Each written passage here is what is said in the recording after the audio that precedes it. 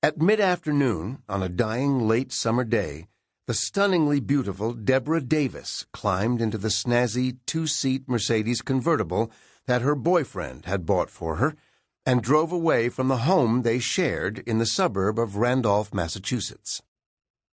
She headed north, her destination South Boston, East 3rd Street to be exact, to a house located on the eastern side of the compact neighborhood shaped like a finger sticking out into Boston Harbor.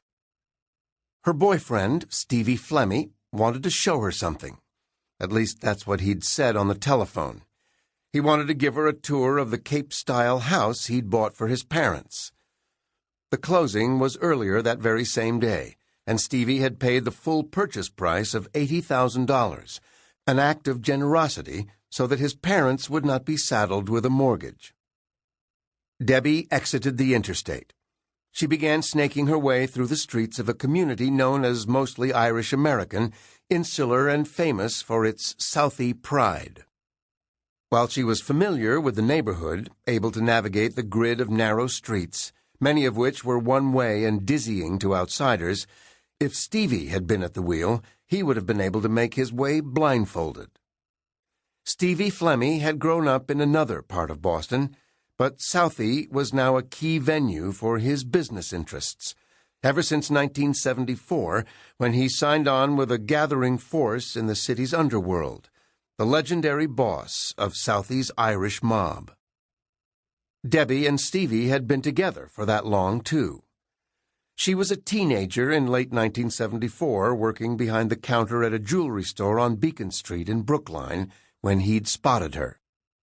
Stevie was significantly older. Debbie was 19, he was 40. Stevie had liked what he saw, the flowing blonde hair, the blue eyes, the glamour of a ravishing young thing, and decided she was for him.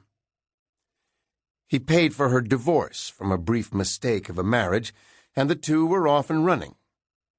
But at her age, 7 years was a long time to be in a relationship. Debbie had met someone else and wanted out. Stevie didn't think so. He wanted in, now and forevermore. An unmistakable tension had surfaced between the two. Making her way down East 3rd Street, Debbie pulled up to the curb outside the house numbered 832. She could see that the 1.5-story cape Stevie had bought was positioned oddly. The front of the house did not face the street the way most houses do. It sat sideways, and it stood opposite another house that was its mirror image. Two houses facing each other with only a small shared yard separating them.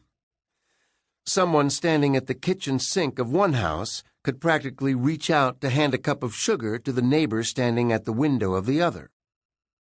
The houses were, in fact, built as a pair in 1965. A year later, a 32-year-old state representative named Bill Bulger bought one. Ever since, Bill, his wife, and their growing family had lived at 828 East 3rd Street. When the twin house came onto the market in 1981, Stevie made his move. He'd talked to Debbie about wanting his parents to be nearer to him and to be safe. They'd recently been mugged in Boston. The house for sale at 832 East 3rd Street, situated in his South Boston stomping grounds and next to the home of Bill Bulger, a rising power in Massachusetts politics, certainly satisfied Stevie's idea of a safe haven. Debbie Davis waited in her Mercedes. The day that began in bright sunshine was now mostly cloudy, with cooling temperatures and a quiet breeze. Soon enough, Debbie saw Stevie's car coming down the street. She saw that Stevie was not alone. Stevie had arrived with the older brother of neighbor Bill Bulger, James J. Whitey Bulger, the city's most menacing and beguiling gangster, a crime boss who embraced the role as slayer-in-chief, in large measure because he understood that hands-on viciousness created the footing for him to rival leaders of the larger, more organized La Cosa Nostra.